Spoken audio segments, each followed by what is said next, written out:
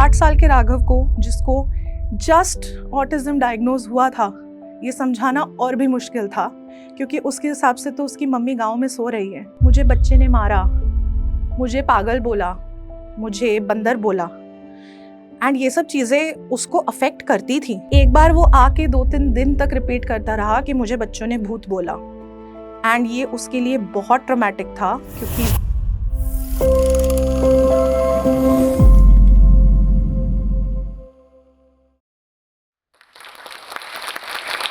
Hi, I am Nupur Godbole और मैं यहाँ पे अपने अडॉप्टिव ब्रदर राघव के बारे में बात करने आई हूँ, जो कि ऑटिज्म स्पेक्ट्रम का चाइल्ड है।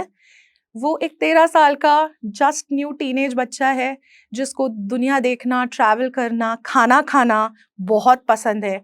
उसका फेवरेट पास्ता और पिज़्ज़ा है। उसको लोगों से मिलना, पार्टीज पे जाना, शॉपिंग करना बहुत ज़्यादा पसंद है। राघव का जन्म यूपी के गांव में हुआ, एंड आपको पता ही है गांव की मेडिकल हेल्थ की कंडीशन क्या है, हॉस्पिटल्स की क्या दशा है। जब वो पैदा हुआ उसने खुद से सांस नहीं ली, बट हॉस्पिटल में एक ऑक्सीजन सिलेंडर तक नहीं था कि उसको टाइम पे मेडिकल एड मिल सके। इस वजह से एक न्यूबॉर्न बेबी को with in minutes of his birth एक दूसरे हॉस्पिटल शिफ्ट करना पड़ा, ताकि उसको ऑक्सीजन सप्लाई मिले एंड वो जी सके। इस वजह से इनिशियली डॉक्टर्स को लगा था कि उसका कुछ इरिवर्सिबल ब्रेन डैमेज है, जिस वजह से लर्निंग डिसेबिलिटीज़ है, जिसकी हम शुरुआत में ट्रीटमेंट ले रहे थे। बट बहुत सालों तक हमको नहीं पता लग सका कि उसको ऑटिज्म है, क्योंकि उसकी लर्निंग डिसेबिलिटीज़ ऑलरेडी डायग्नोज हो चुकी थी। राघव ने बचपन से इतनी प्रॉब्लम्स देखी हैं जितनी शायद कोई नॉर्मल इंसान, एक एवरेज इंसान अपनी ज़िंदगी में नहीं देखता। उसको बचपन में ही टीबी हो गया था। अगेन एक एग्जाम्पल कि गांव में किस तरह से अवेयरनेस है about basic hygiene, about how to take care of a newborn. बचपन में ही कोई दादी आस पड़ोस की आ गई थी उससे मिलने, जिनको खुद टीबी था और वो खुद भी नहीं जानती थी, और उन्होंने उस न्यूबॉर्न राघव को टीबी दे दिया। तो पहले जिंदगी के 2 साल वो टीबी से जूझा, उससे रिकवर किया, जिस वजह से ना वो बोल पाता था, ना उसमें इतनी शक्ति थी कि वो चल सके, ज़्यादा घूम सके, ज़्यादा एक्टिविटीज़ कर सके। इनिशियली उसके लिए खाना पीना भी बहुत मुश्किल था। हर चीज़ की पेस्ट बना बना के किसी तरह से उसको उसकी मम्मी खाना खिलाया करती थी। एंड जो स्ट्रगल उसने और उसकी फैमिली ने देखी, उसको मैं शब्दों में बयान नहीं कर सकती, क्योंकि वो देखना, रिपीट करना बहुत मुश्किल है, तो जीना तो बहुत ही मुश्किल रहा होगा। इस सब के बाद उसकी बहुत सारी सर्जरीज हुई। उसकी टंग टाई था, जिस वजह से उसकी जीभ जुड़ी होने की वजह से एक सर्जरी करके उसको रिमूव किया गया। उसके बाद उसका एडेनॉइड्स रिमूव हुए, उसका हर्निया का सर्जरी हुआ। तो बेसिकली राघव ने अपना चाइल्डहुड मोर और लेस हॉस्पिटल्स में ही बिताया है। उसने अपनी पूरी ज़िंदगी डॉक्टरों के आसपास ट्रीटमेंट्स लेते हुए बिताई है। एंड इन सब से जब वो थोड़ा सा नॉर्मलाइज हो ही रहा था कि उसकी मदर की डेथ हो गई। ये चीज़ किसी भी इंसान को समझना बहुत मुश्किल होती है, कोप करना बहुत मुश्किल होता है। तो एक 8 साल के राघव को, जिसको जस्ट ऑटिज्म डायग्नोज हुआ था, ये समझाना और भी मुश्किल था, क्योंकि उसके हिसाब से तो उसकी मम्मी गांव में सो रही है, क्योंकि उसने उनको वैसे ही लास्ट देखा था। इनिशियली क्योंकि राघव की लर्निंग डिसेबिलिटी डायग्नोज हो चुकी थी, तो उसकी स्पीच डिलेड थी, उसका टंग टाई था, उस वजह से भी स्पीच डिलेड थी। तो उसका ज़्यादा ना बोलना, जबकि ये बहुत बड़ा साइन है ऑटिज्म का, ये हम कैच नहीं कर पाए क्योंकि अवेयरनेस नहीं थी। और जितने वो डॉक्टर्स के पास जा रहा था ना, वो लोग ये चीज़ कैच कर पाए उस टाइम पे। वो टो वॉकिंग भी करता था, जितनी करता था वो साइंस में बात करता था। तो इंस्टेड ऑफ यूजिंग वर्ड्स, वो पॉइंट आउट करके अपनी इमोशंस कन्वे करता था। एक अलग फैक्टर ये था कि राघव बहुत ही सोशली ओपन लड़का है, जो कि ऑटिज्म में कम देखा जाता है। राघव को लोगों के साथ उठना बैठना, टाइम स्पेंड करना बहुत पसंद है। हाँ, उसकी थोड़ी सी टिक्स है कि अगर कोई है तो वो पॉइंट करेगा, उसको कुछ अच्छा लगेगा, तो विदाउट अंडरस्टैंडिंग सोशल क्यूज वो उनसे बात करेगा, वो उनको टच करके बात करेगा। तो ये क्यूज थे कुछ कुछ जो हमने पिक करे, जो हाँ हमने रियलाइज करा कि कुछ तो यहाँ पे डिफरेंस है जो हम नहीं समझ पाए। लकीली एक डॉक्टर फ्रेंड हमारे घर आए, और उन्होंने जब राघव को इस तरह से देखा, तो उन्होंने देखते ही पहचान लिया कि इसको ऑटिज्म है, आप ऑटिज्म का टेस्ट कराइए। एंड थैंक्स टू हिम हमको ये करेक्ट एडवाइस मिली, और फिर हमने राघव का ऑटिज्म का एनालिसिस करवाया, प्रॉपर साइकोलॉजिकल स्टडी करवाई, जिससे हमको पता चला कि राघव ऑटिज्म स्पेक्ट्रम पे है। जैसे ही हमको पता चला राघव ऑटिज्म स्पेक्ट्रम पे लाई करता है, हमने पहले तो रीच आउट करा हमारे कुछ फैमिली फ्रेंड्स को जो इस फील्ड में काम करते हैं, और समझने की कोशिश करी कि राघव को हम बेस्ट हेल्प कैसे कर सकते हैं। क्योंकि तब तक वो ट्रेडिशनल स्कूल्स जा रहा था, बट वहाँ उसको कोई हेल्प नहीं मिल रही थी, वो कुछ सीख नहीं पा रहा था, उसको वो सपोर्ट नहीं मिल रहा था जो उसको चाहिए। घर पे भी वो हम फैमिली से बहुत अटैच था, बट वो बहुत कम बता पाता था कि उसको क्या चाहिए क्या नहीं चाहिए, ये हमें गेस करना पड़ता था। या कभी अगर वो बताए तो वो दादी को बता देता था या वो मुझे बता देता था, बट इशारों इशारों में।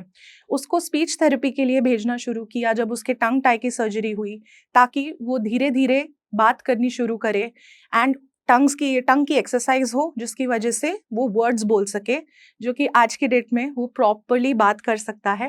थोड़ा तुतला के बोलता है, but that is normal, we are still working on it. हमने शुरुआत में क्या करा, हमने उसको छोटे छोटे काम देने शुरू करे, जैसे कि जाओ मम्मी को बुला के लाओ। अब एक छोटा बच्चा जिसने अभी तक ना बात करी है ना ज्यादा कम्युनिकेट किया है, उसको हमने सिंपल सिंपल टास्क देने शुरू करे। मम्मी को बुला के लाओ, पापा कहाँ है देख के आओ। सिंपल क्यूज, कॉम्प्लिकेट नहीं करा, मल्टीपल क्यूज, मल्टीपल क्वेश्चंस नहीं दिए, क्योंकि ऑटिस्टिक बच्चे जल्दी कंफ्यूज हो जाते हैं एक साथ। अगर मैं बोलूँ मम्मी को जाओ बोलो पानी का ग्लास लेके दादी को दे, बच्चा कंफ्यूज हो गया। तो हमने धीरे धीरे स्टेप बाय स्टेप शुरू करा। उसको मजा आने लगा जब जब वो देख के ये सब हमारे काम करता था। उसको हम बहुत प्रेज करने लगे कि तुम कितना बढ़िया काम कर रहे हो। We started giving him a high five कि तुमने तो बहुत ही एक्सीलेंट काम किया। तो वो और खुश होने लगा, उसको लगा कि यहाँ मैं कुछ अचीव कर रहा हूँ, अब मुझे किसी चीज की प्रेज मिल रही है। इसके साथ साथ मैंने अपनी एक फैमिली फ्रेंड को रीच आउट करा जो ऑटिज्म की फील्ड में ही बहुत अच्छा काम कर रही हैं और ऑस्ट्रेलिया बेस्ड हैं। उन्होंने मेरी इतनी मदद करी, उन्होंने मुझे पूरा सिखाया समझाया कि राघव को कैसे पढ़ाना है। राघव को हम मेजेस दे के पढ़ा सकते हैं, सिंपल पजल्स दे सकते हैं, सॉर्टिंग एक्टिविटी दे सकते हैं ताकि थोड़ी सी हैंड आई कोऑर्डिनेशन बढ़े, simple colours, simple shapes introduce करो। जो कलर्स हमने उसको सिखाए वो फिर पूरी फैमिली उसको समझाती थी, उससे पूछती थी कि राघव ब्लू कलर का पेन पड़ा है वहां लेके आओ। तो वो जाएगा, स्ट्रगल करेगा, बट वो आइडेंटिफाई कर पाता था कि ओके ब्लू पेन लेके आना है, और फिर हम उसको प्रेज करते थे और आज भी उसको प्रेज कर करके सिखाते हैं। इस मेथोडोलॉजी से आज की डेट में राघव 2 डिजिट एडिशंस कर पाता है, 3 लेटर वर्ड्स पढ़ पा रहा है हिंदी इंग्लिश में, एंड हिंदी में तो वो स्टोरी भी थोड़ी बहुत पढ़ लेता है, और बात वो हिंदी में और मराठी में पूरी कर पाता है, इंग्लिश समझ लेता है। उसके अंदर बहुत इमोशंस हैं जो बाहर आनी चाहिए थ्रू द राइट मेथड्स। उससे बात करना, उसके साथ मन की बातें शेयर करना। अपनी बात शेयर करूंगी तो वो अपनी मुझसे कर पाएगा। फिर मैंने ये चीज़ें करनी शुरू करी। मैं उससे अब बात करती हूँ कि मुझे कैसा लग रहा है, आज मैं थक गई हूँ, आज ना मेरी तबीयत थोड़ी ठीक नहीं है, या आज पता है काम का स्ट्रेस थोड़ा ज़्यादा था तो अब मैं ना थक गई हूँ, तो मुझे थोड़ी स्पेस चाहिए। अब ये चीज़ें वो समझने लगा है, एंड समझने की वजह से, क्योंकि वो ये चीज़ें मेरे साथ और मेरे बाकी सिबलिंग्स के साथ ऑब्जर्व भी कर रहा है और सीख भी रहा है, तो वो अब वो कन्वे भी करता है कि मुझे ये नहीं करना या मुझे ये अच्छा नहीं लगा। ओपनली नहीं कर पाता, बट अगर उसको थोड़ी सी स्पेस दें, उसको 2 मिनट का टाइम दे to process the question and then answer, तो वो कर देता है। जब मैंने राघव से बात की थी उसके स्कूल के एक्सपीरियंस के बारे में, तो उसने बहुत सी ऐसी चीज़ें बोली जो सुन के मुझे अटपटा लगा कि स्कूल अब क्यों नहीं जाना चाहता, क्यों इसको इतना मज़ा नहीं आ रहा स्कूल जाने के लिए। एक टाइम था जब राघव बहुत खुशी खुशी स्कूल जाना पसंद करता था, बहुत एक्साइटेड था। कोविड से पहले उसने रेगुलर स्कूल ज्वाइन करा, कोविड के दौरान हमको ब्रेक लेना पड़ा, बट फिर हमने उसको शिफ्ट किया एक ऐसे स्कूल में जो कि गवर्नमेंट का इंटीग्रेटेड स्कूल है। वहाँ शिफ्ट करने के बाद हम बहुत होपफुल थे कि उसका एक्सपीरियंस बहुत अच्छा रहेगा, उसको स्पेशल एजुकेटर मिलेंगे, उसको टीचर्स हेल्प करेंगे, वहाँ सारे एड्स और फैसिलिटीज़ होंगे। एंड राघव को भी जब हमने बताया कि अब तुम स्कूल जाओगे, तो वो बहुत खुश था, क्योंकि उसकी दूसरी दीदी प्रियांशी अभी भी स्कूल जाती है, तो उसको बहुत एक्साइटमेंट लगी कि दीदी की तरह मैं भी यूनिफॉर्म पहनूंगा और मैं स्कूल जाऊंगा। हमने उसको बहुत अच्छे से उसका टाइम टेबल बना के उसको डिसिप्लिन में डाला कि यूनिफॉर्म पहननी है, ऐसे तैयार होना है, वो रोज बहुत खुशी खुशी अपना बैग उठा के बॉटल उठा के स्कूल जाता था। बट जब वो स्कूल जाने लगा, शुरुआत में तो वो बहुत खुश था, क्योंकि उसको मज़ा आ रहा था, सोशल बच्चा तो है ही वो ऑलरेडी।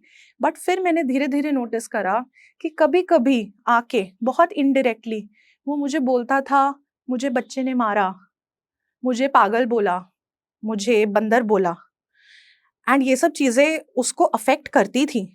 मुझे नहीं पता उसको इन शब्दों का एग्ज़ैक्ट कितना मतलब समझ आया, बट उसको ये ज़रूर समझ आया कि ये चीज़ बोलना और सुनना अपने लिए सही नहीं है। एक बार वो आके 2-3 दिन तक रिपीट करता रहा कि मुझे बच्चों ने भूत बोला, एंड ये उसके लिए बहुत ट्रॉमेटिक था, क्योंकि बहुत टाइम लगा हमें उसको समझाने में कि हमें लोगों की बातों से अफ़ेक्ट नहीं होना। आई अंडरस्टैंड छोटे बच्चे हैं, बहुत चीज़ें बोलते हैं, बट छोटे बच्चों को अवेयरनेस तब आएगी ना जब उनके पेरेंट्स के पास अवेयरनेस होगी। क्योंकि ये चीज़ तो मैं घर में पार्क में भी देखती हूँ, जब राघव खेलने जाता है एंड बच्चे बहुत अच्छे हैं, खेलना चाहते हैं, बट उनमें वो अवेयरनेस नहीं है कि वो राघव को कैसे इंक्लूड करे, क्योंकि उनके पेरेंट्स को भी शायद अवेयरनेस नहीं है। क्योंकि अनफॉर्चुनेटली हमारी सोसाइटी में ये टॉपिक डिस्कस ही नहीं होता, एंड ऐसे बच्चों को आज तक अब नॉर्मल ही समझा जाता है। राघव जब स्कूल जाता था तो पहले-पहले बहुत एक्साइटेड होता था, उसको मज़ा आता था कि मैं पढ़ूँगा, कॉपीज़ लेके जाता था, उसने स्टिकर्स लगाए उन पे, बट कॉपी में काम ही नहीं हो रहा था। बहुत टाइम तक तो स्पेशल एजुकेटर अवेलेबल ही नहीं थे, और जब अवेलेबल हुए भी, तो भी राघव की पढ़ाई दिन भर में सिर्फ 1 घंटा, 1 घंटा इमेजिन कीजिए, बच्चा सुबह से शाम तक स्कूल जा रहा है, 8 घंटे स्कूल में बिता रहा है और वो मुश्किल से 1 घंटा पढ़ रहा है, एंड इसके लिए कोई सपोर्ट नहीं मिल रहा। हमने इतनी कोशिश करी कि हम उसको एडिशनल कुछ एक्स्ट्रा करिकुलर में डालें, रिक्वेस्ट करा कि अगर आप उसको क्लास में सपोर्ट नहीं दे पा रहे हैं, तो आप उसको म्यूज़िक में, डांस में, स्पोर्ट्स में डाल दो, एटलीस्ट वो बिज़ी रहेगा, कुछ तो नया करेगा। But school was not ready to comply with this. Integrated schools में बच्चे को सिर्फ क्लास में बिठा दिया जाता है, बट अभी तक स्कूल्स में वो फैसिलिटी नहीं है, एटलीस्ट गवर्नमेंट स्कूल्स में तो नहीं है।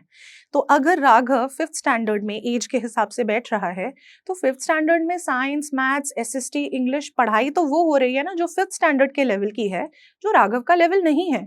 तो कोई स्पेशल एडजस्टमेंट नहीं करी जा रही कि चाहे पूरा क्लास नहीं, बट 5 मिनट के लिए कुछ राघव को उसके तरह से समझाया जाए, मे बी रिटन ना हो बट ओरली, मे बी कुछ कंसेप्ट्स ही इंट्रोड्यूस कराए जाए।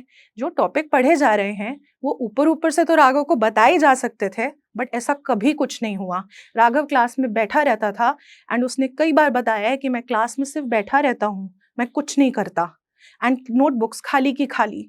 मैंने ये तक बोला जाके कि मैं घर से काम दे दूंगी, क्योंकि घर पे हम उसको जब पढ़ा रहे हैं तो राघव बहुत अच्छा परफॉर्म कर रहा है, तो मेरी एक्सपेक्टेशन सिर्फ इतनी है कि टीचर उसको बोले कि राघव कॉपी निकालो, काम करो, ताकि राघव बिजी रहे और उसकी प्रैक्टिस होती रहे, उसका टाइम वेस्ट ना जाए। बट ये तक नहीं किया गया। मैंने ये तक रिक्वेस्ट करी कि स्पेशल एजुकेटर के पास ही उसको बिठा दीजिए, चाहे स्पेशल एजुकेटर दिन भर ना पढ़ा सके, 1 घंटे की जगह 2 घंटे पढ़ा लेंगे, कुछ तो इम्प्रूवमेंट रहेगी, क्या पता कुछ सेंसरी टॉयज के साथ खेल लेगा, कुछ एक्टिविटीज कर लेगा। बट अनफॉर्चुनेटली ये सब अवेलेबल ही नहीं है। शौक तो मुझे तब लगा जब मुझे पता चला कि ऑटिज्म वाले बच्चों को सीबीएसई एनसीईआरटी के under scribe support, calculator and ऐसे बहुत सारे एड्स मिलते हैं, जो कि राघव को मिलने चाहिए थे, बट स्कूल में ना तो इस चीज़ की अवेयरनेस थी, एंड अगर थी भी तो उन्होंने कभी हमें बताया नहीं। 2 साल के लिए ज़बरदस्ती राघव को एग्ज़ाम्स में बिठाया जाता था, और वो जब वो एग्ज़ाम देता था तो उसको अपना नाम और क्लास लिखने के सिवा कुछ लिखना नहीं आता था, क्योंकि एग्ज़ाम तो सारा 5th स्टैंडर्ड का है। इतनी बार कोशिश की गई कि राघव को, चाहे आप रेगुलर एग्ज़ाम्स में एज़ पर रूल्स बिठाएँ, आप राघव को उसकी प्रोग्रेस भी तो जज कराएँ, उसके लेवल का भी तो एक एग्ज़ाम दिलाएँ, ताकि उसको भी अच्छा लगे एंड एक्चुअल में हम उसकी प्रोग्रेस देख सकें कि कितनी हुई है। बट अनफॉर्चुनेटली ऐसा कुछ नहीं हुआ। इस सब के बाद एंड राघव ने कुछ-कुछ और चीज़ें जो शेयर करी, जो उसको नहीं अच्छा लग रहा था, उसको डर लगने लगा स्कूल से, उसको मज़ा नहीं आ रहा था, वो डीमोटिवेटेड फ़ील कर रहा था। इस सब के बाद हमने डिसीजन लिया कि हम राघव को स्कूल से विथड्रॉ करेंगे, क्योंकि 5th क्लास वो पास नहीं कर सकता, तो उसको फोर्सिबली डिटेन करना पड़ रहा है, which is detrimental to him, क्योंकि वो अभी भी 5th की पढ़ाई के लिए केपेबल नहीं है। फिर हमने पता किया NIOS का। जब मैं NIOS गई, which is national institute of open schooling, तो मुझे पता चला कि NIOS में तो इतने बढ़िया प्रोविजंस हैं for all children, not just neuro divergent children. तो न्यूरोटिपिकल और न्यूरो डाइवर्जेंट चिल्ड्रन के लिए बहुत अच्छी फैसिलिटीज़ हैं, सब्जेक्ट्स अवेलेबल हैं हर तरह के, home studying plus centre studying, बहुत सारे ब्यूटीफुल प्रोविजंस। एंड राघव जैसे बच्चों के लिए स्क्राइब सपोर्ट है, कैलकुलेटर्स है, अगर आपको कोई स्पेसिफिक लैपटॉप एक्सेसरी कोई एड यूज़ करना है तो उसकी परमिशन है। एंड सब इतने हेल्पफुल थे कि मैं काफ़ी खुश हो गई जब मैंने ये सब सुना। तो मुझे बहुत सुन के अच्छा लगा, बहुत उम्मीद जागी। मैंने और भी कुछ पेरेंट्स से बात करी जिनके बच्चे जो ऑटिज्म स्पेक्ट्रम पे हैं, उन्होंने अपनी 10th इवन 12th की स्कूलिंग NIOS से कंप्लीट करी। तो हमें ये सब सुन के बहुत अच्छा लगा, हम और मोटिवेट हुए।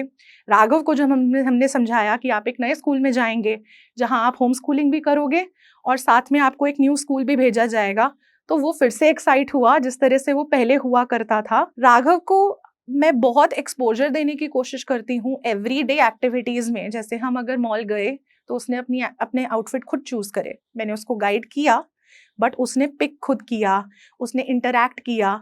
राघव हर इंसान से बात करना चाहता है, बट उसका बात करने का ढंग एक एवरेज पॉपुलेशन से अलग है, बट इस वजह से हम उसको रोकते नहीं हैं। We allow him to be however he is. अगर वो एक्साइट होके, खुश होके, धीरे तेज जैसे भी बात कर रहा है, तो उसको वैसे बिहेव करने का हक है। कई बार हमको फ्रेंड्स और फैमिली को भी समझाना पड़ा है कि राघव से क्या एक्सपेक्ट करा जाए और राघव के साथ कैसे बिहेव करा जाए। कई बार फ्रेंड्स और फैमिली बहुत ही गुड फेथ में, बहुत ही प्यार से करेक्ट करने तो आते हैं, बट उनको बहुत सी चीज़ें करेक्ट ढंग से करनी नहीं आती, उनको अनकंफर्टेबल लगती हैं, या राघव के कुछ बिहेवियर्स उनको अनसेटलिंग लगते हैं क्योंकि उनको आदत नहीं है उन बिहेवियर्स की। एंड मैं समझ सकती हूँ कि उनके पर्सपेक्टिव से वो सही होगा, बट राघव को डांटना या वहीं के वहीं टोक के बिहेवियरल चेंज एक्सपेक्ट करना गलत है। राघव को उसके तरीके से समझाना ज़रूरी है।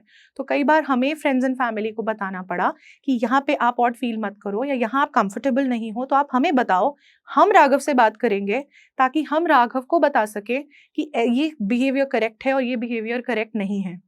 सोसाइटी में उठना बैठना हर इंसान को आना चाहिए, स्पेशली इस टीन एज में राघव का ये सीखना बहुत ज़रूरी है। तो कई बार फ्रेंड्स एंड फैमिली ने बहुत ही प्यार से हमको बता के कि ये चीज़ गलत हो रही है या ये चीज़ सही हो रही है बोल के हमको हेल्प भी करा है, ताकि हम राघव को वो चीज़ सिखा सके और उसको आगे की लाइफ के लिए तैयार कर सके। बीइंग अ सिबलिंग, राघव की बहन होने के नाते मेरी एंड मेरे बाकी सिबलिंग्स की भी यही इच्छा है कि राघव अपनी लाइफ खुल के जी सके एंड और लोगों के इनहिबिशंस और नैरो मेंटालिटीज़ की वजह से राघव को सफ़र ना करना पड़े। राघव कल को क्या करियर बनाएगा, कहाँ पहुँचेगा हमें नहीं पता, बट हम पूरी उम्मीद में हैं कि वो कुछ ना कुछ तो कर लेगा। प्रॉब्लम ये आती है कि सोसाइटी इस चीज़ को एक्सेप्ट करने को तैयार नहीं है कि एक अलग दिखने वाला बच्चा, एक अलग बिहेव करने वाला बच्चा भी कुछ कर सकता है।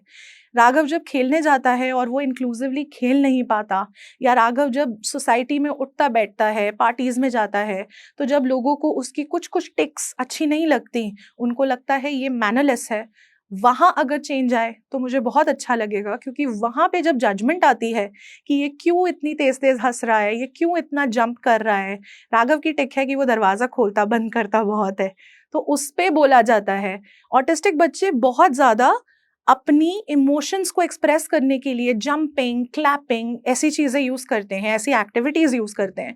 तो राघव जब ज़ोर ज़ोर से क्लैपिंग करता है, आई नो बहुत डिस्टर्बिंग होती है, कभी कभी हमें भी लगती है, बट राघव को ये सिखाना ज़रूरी है कि आप ये करने की जगह ऐसे एक्सप्रेस कर सकते हो, ना कि पब्लिकली जब लोग उसको डांटते हैं या मना करते हैं, बेटा मत करो, ऐसे मत करो, शांत बैठो। वाई आर वी एक्सपेक्टिंग कि बच्चे एक बॉक्स में फिट हो जाएंगे?